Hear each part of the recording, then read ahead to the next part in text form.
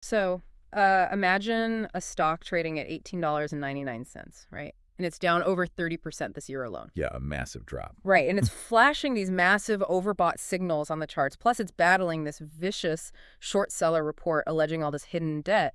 But then, on the flip side, its PEG ratio is sitting under 1.0, and the CEO just dropped $500,000 of his own cash to buy the dip. Out of his own pocket. Exactly. Yeah. So is this a generational buying opportunity, or is it just, a textbook value trap? That is the million-dollar question. It really is. Welcome to the deep dive, everyone. Today we are dissecting the highly volatile ecosystem of SOFI Technologies, Inc., ticker symbol SOFI. And we're looking at this as of today, April 20th, 2026. Our mission today is to untangle these wildly conflicting signals from the technical momentum to the really complex financials, so you can actually understand the mechanics driving the current tug of war over this stock. And really quickly before we jump in, please like the video, subscribe to the channel, and definitely leave a comment with your feedback. We read all of them. Yeah, we do. And as we always do before opening up the hood on a market battleground like this, just a quick reminder, this deep dive is strictly for educational exploration, of the provided source materials. Right. Absolutely. We are just analyzing the data to understand the market mechanics. This does not constitute financial advice. So you should always do your own research. Always. Okay, so let's look at the engine of the actual business before we talk about that huge 30% crash. What do the finalized fiscal year 2025 numbers look like? Because we kind of have to establish a baseline here. Yeah, we need to know what we're looking at. Yeah. So looking at the income statement, FY 2025 total revenue came in at $3.58 billion. Okay, $3.58 billion. Right. And with a trailing 12-month revenue sitting at $3.38 billion. Yeah. And they are definitively profitable, which is huge. Yeah, that's not always a given in this space. Exactly. They pulled in a net income of $481.32 million Yeah. and a trailing 12-month earnings per share between 38 and 39 cents. Wow, okay. But it's not just the top-line revenue that stands out, right? Like, it's the sheer size of the balance sheet that caught my eye. Oh, absolutely. The balance sheet scale is critical to understanding their leverage here. Yeah. They ended 2025 with $50.66 billion in total assets. Wait, 50 billion? Yep, over $50 billion, and $10.49 billion in total equity. Listen, when you manage a $50 billion asset base, you are playing in the big leagues of banking. Right, you're not just some scrappy fintech startup anymore. Exactly. You're a major player. And the metric that really highlights their operational efficiency is the adjusted EBITDA, earnings before interest, taxes, depreciation, and amortization. Right, the core cash engine. Exactly. They hit a record adjusted EBITDA of $1.1 billion in 2025. Okay, let's actually pause on that EBITDA number for a second, because a 58% year-over-year increase is massive. It's huge. Right. So in the context of a digital bank, what does scaling EBITDA by nearly 60% actually tell us about the underlying machine? Well, it tells us they're achieving some serious operating leverage. You see, in banking, especially digital banking, your initial costs to build the software infrastructure, acquire customers, it's incredibly high. Yeah, the customer acquisition cost is brutal at first. Exactly. But once you have those systems in place and you have a massive user base, the cost to service each additional customer drops to near zero. Oh, I see. So when revenue grows, a much larger percentage of it flows directly down to that EBITDA line. Stripping out the noise of taxes and depreciation, that $1.1 billion shows us the core operational cash engine is just running hotter and more efficiently than ever. Which honestly makes the current market reality so baffling to me. I mean, looking at these numbers, it's kind of like reading the stellar resume of an executive who just got unceremoniously fired. Yeah, that's a great way to put it. Right. Like, the historical achievements, like that 58% bump in EBITDA, they're undeniable. The current market cap is $24.78 billion. The 52-week high was almost $33, like 32.73. Yep. But right now, we are sitting at $18.99. We're floating way closer to the 52-week low of $10.49 than the high. So, if the engine is purring, why did the wheels fall off late last year? Well, because markets are forward-looking discounting mechanisms, right? Right. They don't care about the past. Exactly. They don't care about last year's EBITDA if they believe next year's foundation is rotting. That 30.7% drop from those late 2025 highs, that's the result of three major risk factors converging on the stock all at once. Okay, so perfect storm kind of situation. Yeah, perfect storm. And the primary catalyst, I mean, the sledgehammer that started the sell-off, was a highly controversial short seller report published by Muddy Waters in March of 2026. Hmm. Okay, and Muddy Waters, they aren't just complaining that the stock is too expensive.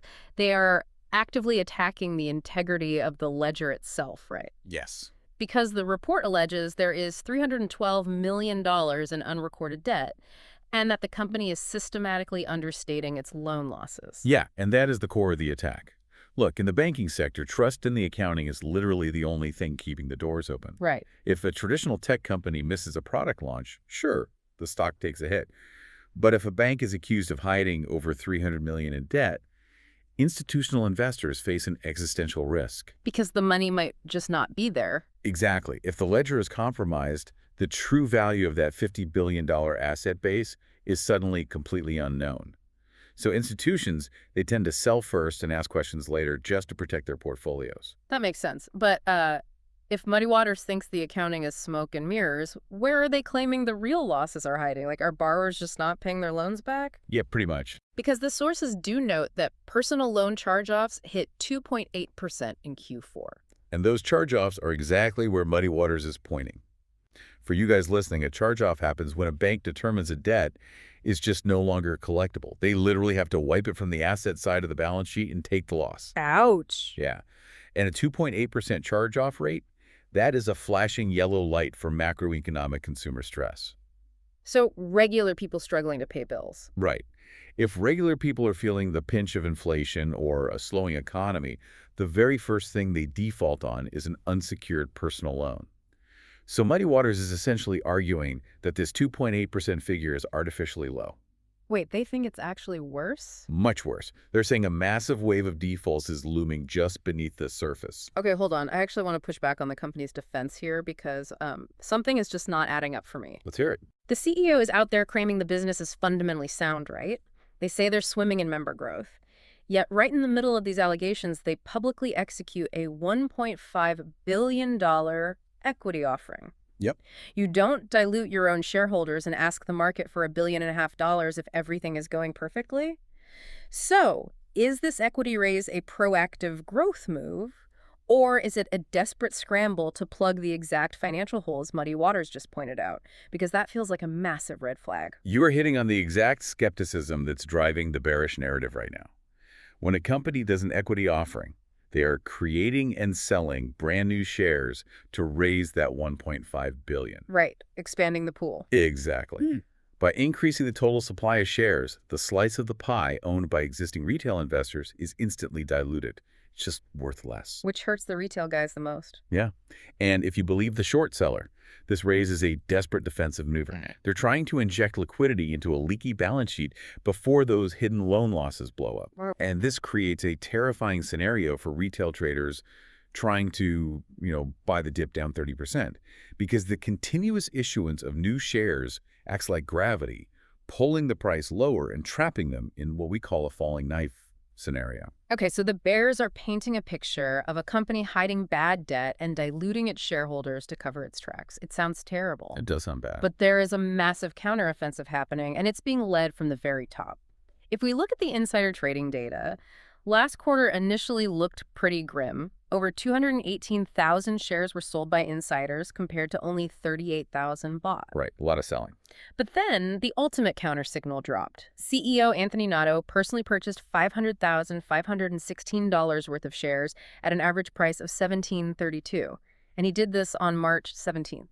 The timing and the scale of that purchase, it's just critical to the market psychology right now. It's an incredible move. I mean, the CEO buying $500,000 of stock out of his own pocket right after a short report tanks the price. It's a massive financial shield. Yeah, a huge show of confidence. Yeah. I look at it like it's like a chef coming out to the dining room and eating their own cooking while the health inspector is standing right there watching. Oh, exactly. If he knows the accounting is fraudulent, he's literally setting his own money on fire. So it forces the market to reconsider the fundamental business model, which actually has some staggering metrics. Yeah, it really does. The platform just reported over 12.6 million members. And 12.6 million members is an enormous ecosystem. The key to understanding the bullish counteroffensive here is looking at how the company actually monetizes those members. Right. How do they make money off them?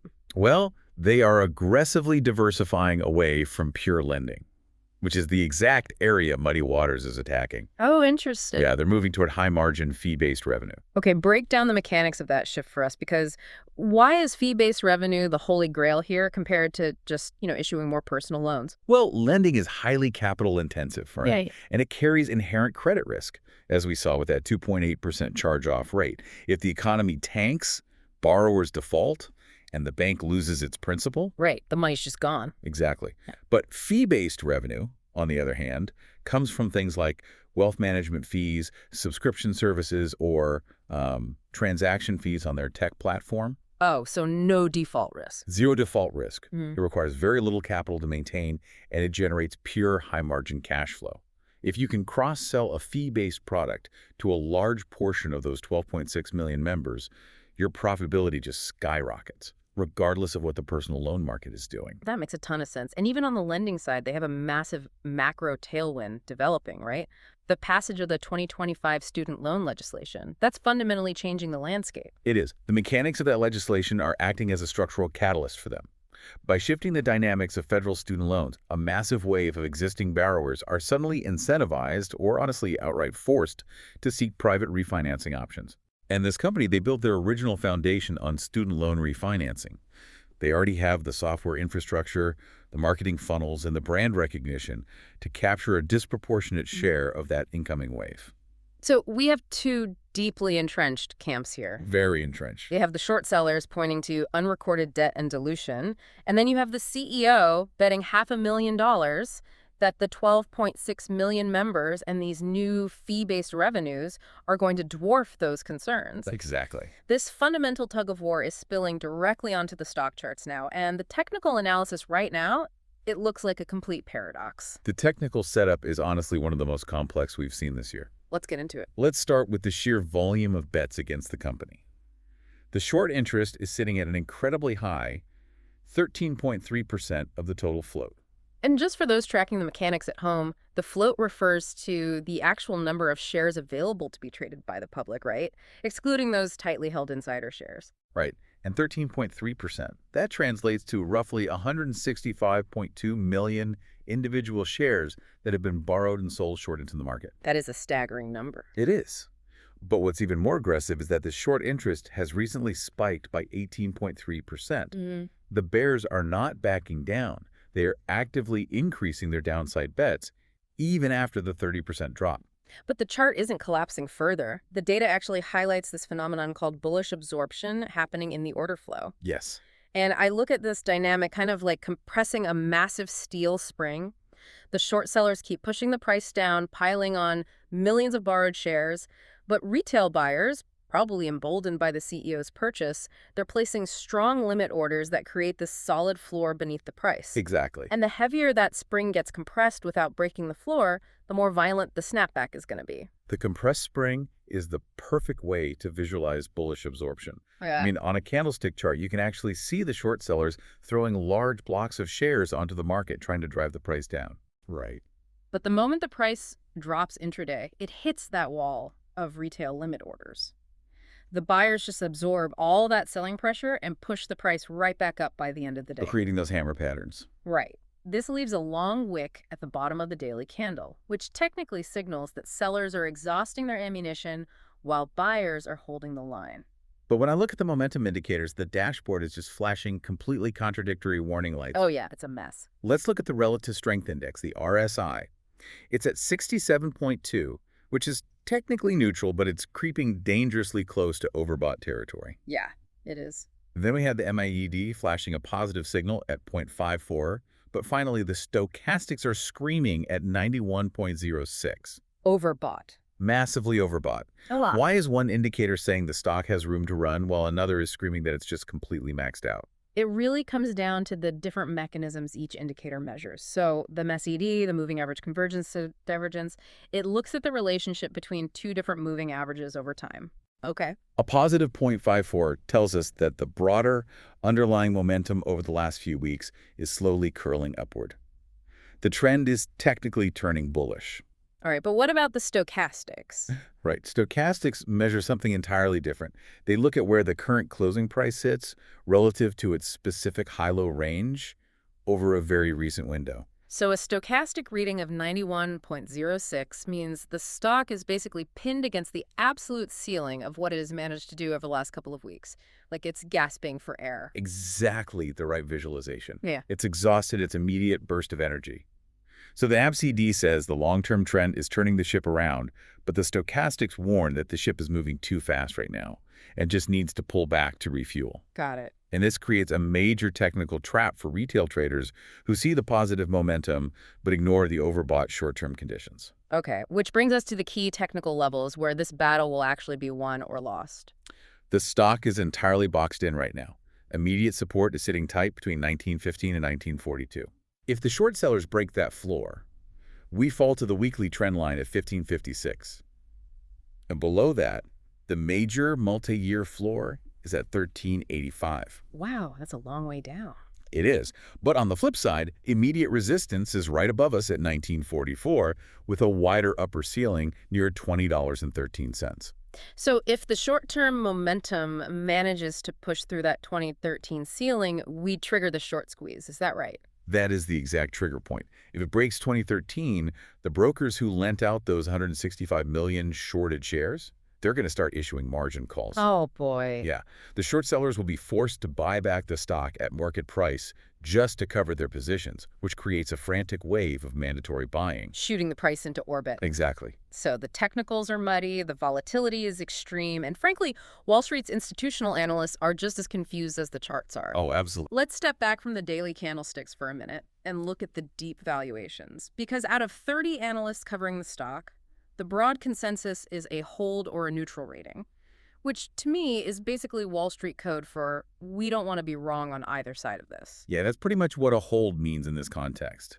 The consensus is neutral, but the underlying models are wildly polarized. How polarized are we talking? Well, the average price target is 24.85, which implies a nearly 28% upside from our current 18.99. However, Citigroup has a highly optimistic target of $37, while several other analysts have it pegged way down at $17. Okay, what is driving a massive $20 gap in what financial experts think this single company is actually worth? It fundamentally comes down to which valuation mechanism you trust more: present-day intrinsic cash flow or future exponential growth. Let's hear the bear case first. Okay, the bear case. They point out that the trailing price-to-earnings ratio, the PE, sits at 50.39. For a financial institution, a PE of 50 is astronomical. Traditional banks often trade at a PE of like 10 or 12. Right. Furthermore, if you run a discounted cash flow model, a DCF, it paints a pretty grim picture. Okay, break down the mechanics of the DCF model in this context for us. Why is it yielding such a low number? Well, a DCF model attempts to determine the value of an investment today based on projections of how much cash it will generate in the future. And then it discounts that back to present value using a required rate of return. Okay, makes sense. The mechanism is intentionally conservative. It takes the current cash flow, it factors in those 2.8% charge-offs we talked about, and it assumes standard linear growth. When analysts run those strict numbers, both the DCF and excess returns models suggest an intrinsic value of only $12.32 to $14. Yikes. Meaning, based strictly on the cash the business is generating right this second, the stock is roughly 33 to 45% overvalued. Man, trying to value this stock is literally like appraising a piece of real estate in a neighborhood that's either about to get a massive multi-billion-dollar tech hub or a toxic landfill. The DCF models are looking strictly at the current foundation. The aging pipes, the leaky roof, the $12 to $14 intrinsic value of the dirt today. They don't care about the tech hub. I don't know. But the bulls are looking at different metrics that price in that future development. The forward PE drops down to 32.22, and the PEG ratio is currently sitting below 1.0. Yes, the PEG ratio, the price-to-earnings to growth ratio, is the ultimate weapon for the bulls here. A standalone PE ratio of 50 looks terrifying, but the PEG ratio divides that PE by the company's projected earnings growth rate. Oh, I see. Because the company's projecting upwards of 30% earnings growth, mostly driven by their new fee-based revenue, and those 12.6 million members, the math completely flips. Interesting. When a PEG ratio falls below 1.0, growth-oriented value investors consider the stock dirt cheap. The mechanism implies you are actually underpaying for the sheer velocity of their future earnings. So we've laid out the entire battlefield. On the downside, we have the Muddy Waters allegations of unrecorded debt, a $1.5 billion equity dilution trapping retail buyers, a 2.8% consumer charge-off rate, and an intrinsic DCF valuation screaming that the stock should be $13.85. That's the bear side. Right. And on the upside, we have a record 12.6 million members, a highly profitable shift to fee-based revenue, a $500,000 CEO buy-in, and a PEG ratio suggesting massive undervaluation. So what is the immediate horizon looking forward for you, the listener, as you navigate this? Well, in the long term, the structural tailwinds are undeniably strong. The transition toward high-margin fee-based revenues is succeeding, and the student loan legislation creates a guaranteed pipeline of business. But what about the short term? In the short term, the volatility is going to remain violently erratic. The psychological fear of the short report and the mechanical reality of the new equity dilution, they're going to continue to fight against the retail bullish absorption. The charts are just going to bounce aggressively between that 1915 support and 2013 resistance. But there is a massive, immovable catalyst rapidly approaching that will literally force the market to declare a winner. Yep, April 29th, 2026. The Q1 earnings report. Consensus currently expects 12 cents in earnings per share on $1.07 billion in revenue. This single earnings report is going to be the ultimate truth serum. The numbers are going to definitively validate the short sellers' claims of hidden losses, or they are going to vindicate the CEO's massive financial bet. It really is the tiebreaker. If the charge-offs rise higher than 2.8% and revenue misses that $1.7 billion mark, the bearish momentum takes over. The limit order walls will break and the stock will hunt for that 1556 trend line. But if they beat it? If the fee-based revenue surges and they beat that 12 cents EPS, the bullish absorption we are seeing right now will have proven to be the smart money accumulating shares before the launch. Wow, the mechanics are set. Well, as we wrap up this deep dive, we want to remind you once again to please do your own research, manage your risk carefully, and remember that our analysis of these sources is for educational purposes only, not financial advice. Absolutely. But I do want to leave you with one final thought to mull over. We talked about how binary outcomes in the stock market are incredibly rare, but this upcoming earnings report on April 29th feels like an unstoppable collision course. It really does. If the short sellers are right about the accounting, that 1385 technical floor we discussed could get tested in a heartbeat. But if earnings beat expectations, what exactly happens to those 165 million shorted shares desperately scrambling for the exit when the door is already locked?